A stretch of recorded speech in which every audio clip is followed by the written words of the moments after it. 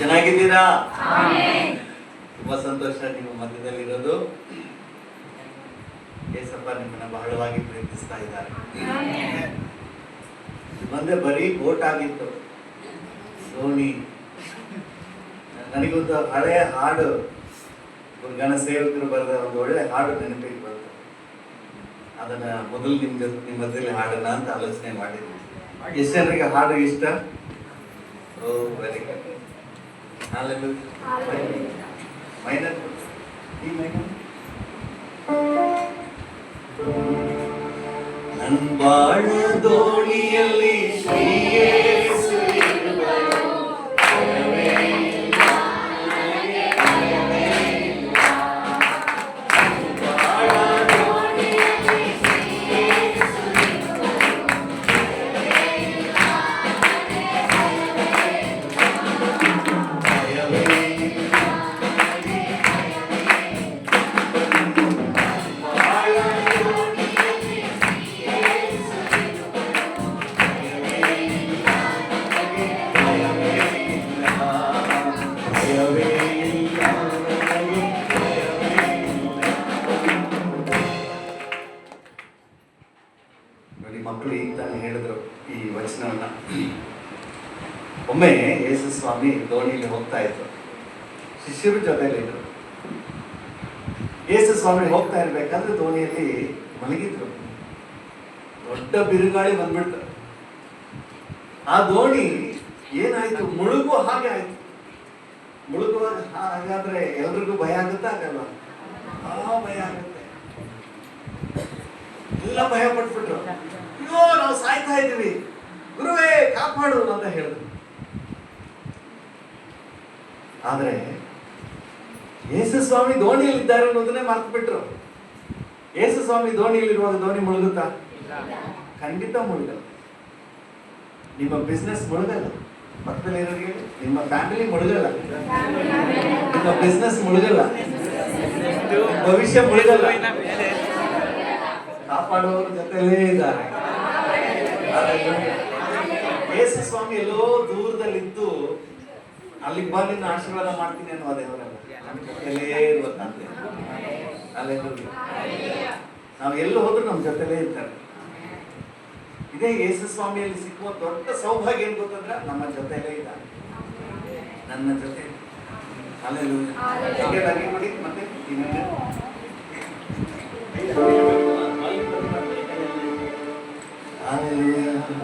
ನನ್ ಬಾಳ ನೋಡಿ, ಮಾಡಿ ಆಕ್ಷನ್ ಮಾಡಿ.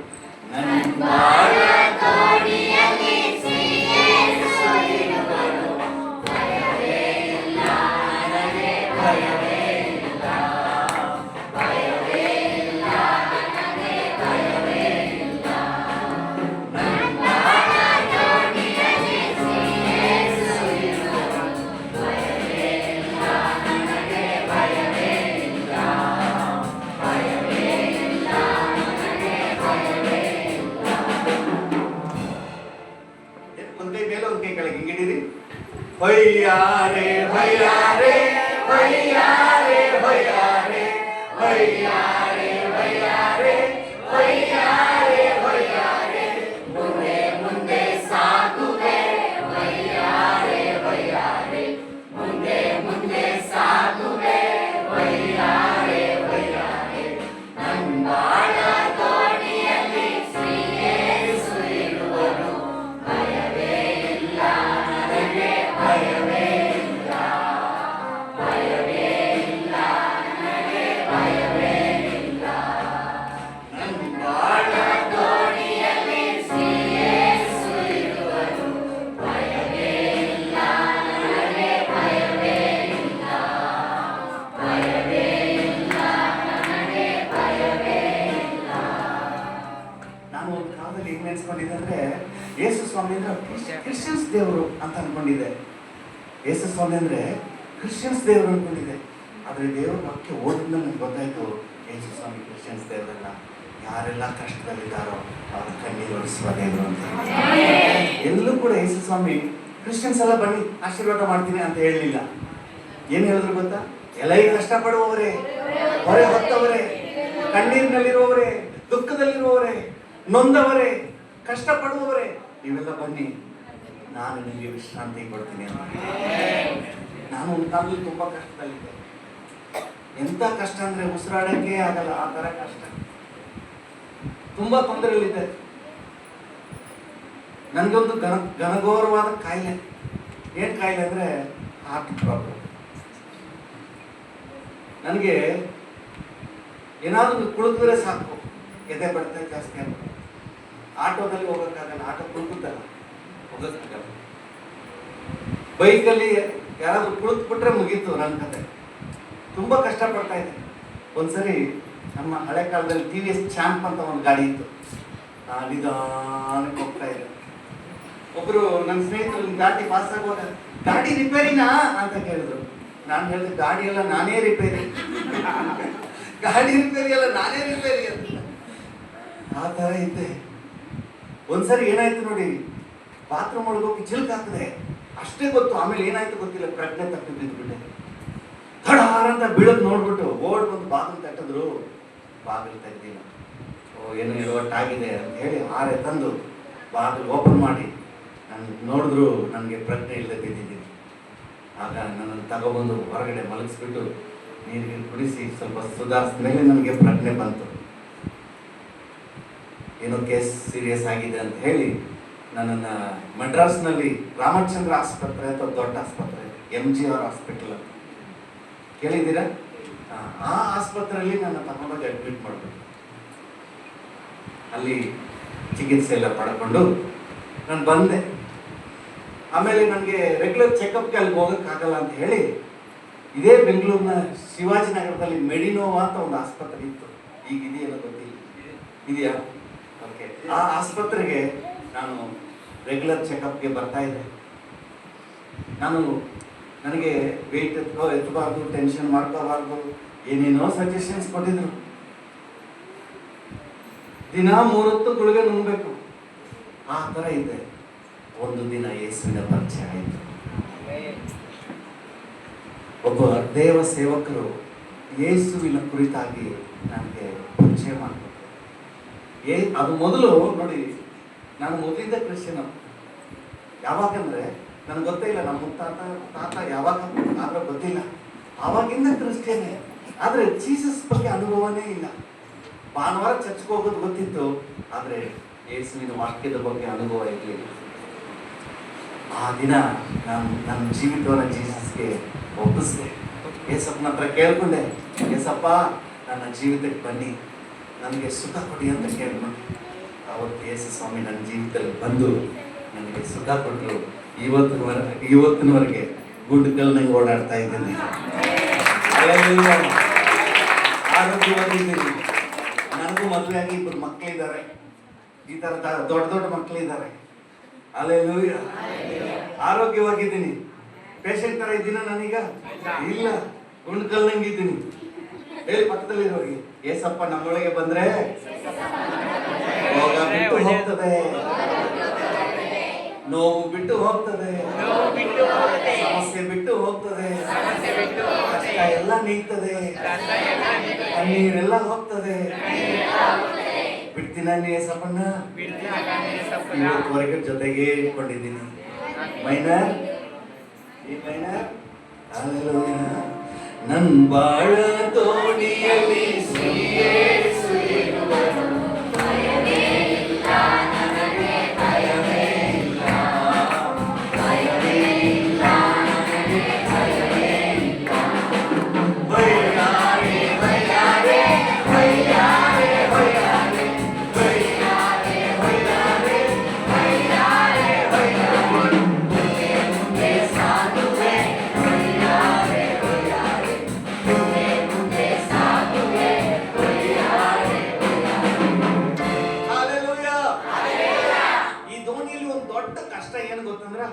ದೊಡ್ಡ ಬಿರುಗಾಳಿ ಬಂದ್ಬಿಡ್ತು. ದೊಡ್ಡ ಬಿರುಗಾಳಿ ಅಂದ್ರೆ ಇನ್ನು ನಾವು ಬದುಕಕ್ಕೆ ಚಾನ್ಸ್ ಇಲ್ಲ ಅಂತ ಅನಿಸ್ಬಿಡ್ತು ಅವ್ರಿಗೆ. ಆ ಟೈಮ್ನಲ್ಲಿ ಅವರು ಕೆಲಸ ಮಾಡೋದು ಏನು ಅಂತಂದ್ರ, ಯೇಸುವೇ ಯೇಸುವೇ ಕಾಪಾಡು ನಮ್ಮನ್ನ. ಯಾವಾಗೆಲ್ಲ ಕಷ್ಟ ಅಂತ ನಿಮ್ಗೆ ಅನಿಸ್ತದೋ ಅವಾಗೆಲ್ಲ ನಿಮ್ಮ ಕಷ್ಟನ ಯೇಸಪ್ಪನ ಹತ್ರ ಹೇಳಿ. ಅವ್ರು ನಿಮ್ಮ ಕಷ್ಟನ ಕಾಣುವ ದೇವರು. ಹಲ್ಲೆಲೂಯಾ.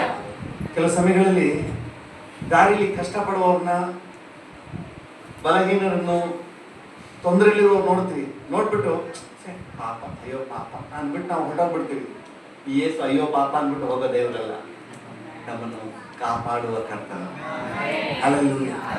ನೀವು ಆರೋಗ್ಯದ ವಿಷಯ ಆಗಿರ್ಲಿ, ಕುಟುಂಬದ ವಿಷಯ ಆಗಿರ್ಲಿ, ಬಿಸ್ನೆಸ್ ವಿಷಯ ಆಗಿರ್ಲಿ, ಯಾವ್ದ್ರಲ್ಲಿ ನೀವು ಕಷ್ಟಪಡ್ತಾ ಇದ್ದೀರಿ, ನೀವು ಕೂಗುವುದಾದ್ರೆ ನಿಮ್ಮ ಕಣ್ಣೀರನ್ನ ಒರೆಸ್ಲಿಕ್ಕೆ ಬರುವ ದೇವರು. ಹಲ್ಲೆಲೂಯಾ. ಮೈನರ್ ಬಿಟ್ಟು ಹೋಗ್ಬಾರ್ದು, ಮೈನರ್. ಯಾಕಂದ್ರೆ ಅವ್ರು ನಿಲ್ಸ್ಬಿಟ್ಟು ನಾನು ಬೇರೆ ಲೆವೆಲ್ ಸ್ಟಾರ್ಟ್ ಮಾಡ್ಬಿಟ್ರೆ ನಿಮ್ಗೆ ಆಡಕ್ಕಾಗಲ್ಲ. ಅದಕ್ಕೆ ನನ್ನ ಮೇಲೆ ಎತ್ಬಿಡ್ತೀನಿ. ಹಲ್ಲೆಲೂಯಾ. ನನ್ನ ಕಷ್ಟ ನೋಡುವ ಮನ ಮರೆಯುವ, ನನ್ನ ಕಷ್ಟ ನೋಡುವ ಮನ ಮರೆಯುವ, ಅದ್ಭುತವ ಮಾಡುವ ಶ್ರಮ ನೀಡುವ, ಅದ್ಭುತವ ಮಾಡುವ ಶ್ರಮ ನೀಡುವ, ಶ್ರಮ ನೀಡುವ. ಹೊಯ್ಯಾರೆ ಹೊಯ್ಯಾರೆ ಹೊಯ್ಯಾರೆ ಹೊಯ್ಯಾರೆ ಹೊಯ್ಯಾರೆ ಹೊಯ್ಯಾರೆ ಹೊಯ್ಯಾರೆ ಹೊಯ್ಯಾರೆ, ಮುಂದೆ ಮುಂದೆ ಸಾಗುವೆ ಹೊಯ್ಯಾರೆ ಹೊಯ್ಯಾರೆ, ಮುಂದೆ ಮುಂದೆ ಸಾಗುವೆ ಹೊಯ್ಯಾರೆ ಹೊಯ್ಯಾರೆ.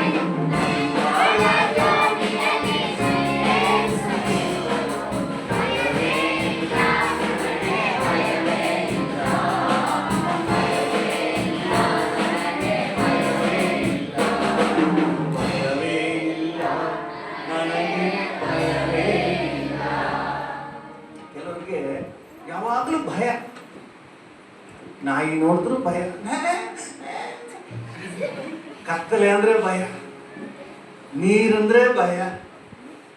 ಬನ್ನೇರ್ಘಟ್ಟದಲ್ಲಿ ಏನ್ ನೋಡಿದ್ರಿ?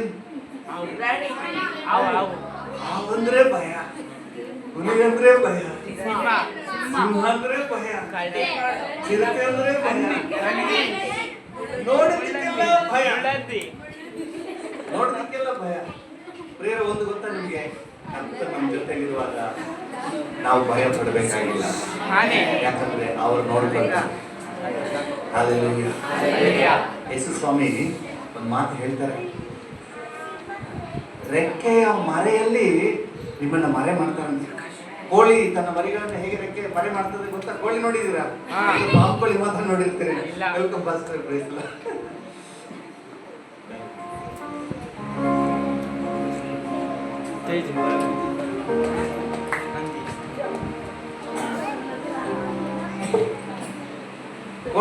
ಕೋಳಿ ಸಾಕಿದ್ದೀರಾ? ಯಾರಾದ್ರೂ ಸಾಕಿದ್ರು? ನೇತಾಕಿರೋ ಕೋಳಿ ಮಾತ್ರ ನೋಡಿರ್ತೇವೆ. ಕೋಳಿ ಏನ್ ಮಾಡ್ತದೆ ಅಂದ್ರೆ, ಹತ್ತು ಬರ್ತದೆ ಅನ್ನುವಾಗ ರೆಕ್ಕೆಯ ಒಳಗೆ ಮರಿಗಳನ್ನೆಲ್ಲ ಮರೆ ಮಾಡ್ಕೊಂಡ್ಬಿಡ್ತದೆ. ತನ್ನ ರೆಕ್ಕೆಯ ಒಳಗೆ ಮರಿಗಳನ್ನೆಲ್ಲ ಮರೆ ಮಾಡ್ಕೊಳ್ತದೆ. ಆಗ ಹದ್ದು ಟಚ್ ಮಾಡಕ್ಕಾಗಲ್ಲ.